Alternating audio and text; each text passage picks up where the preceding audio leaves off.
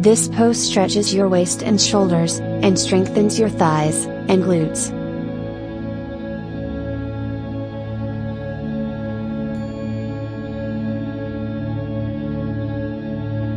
Stand with your feet wider than shoulder width apart. Turn your left foot to the left and your right foot 60 degrees to the left. Bend your left leg until your thigh is almost parallel to the floor. Bend your upper body to the left and rest your left elbow on your left knee and extend your right arm by your ear to the left. Draw your shoulders away from your ears.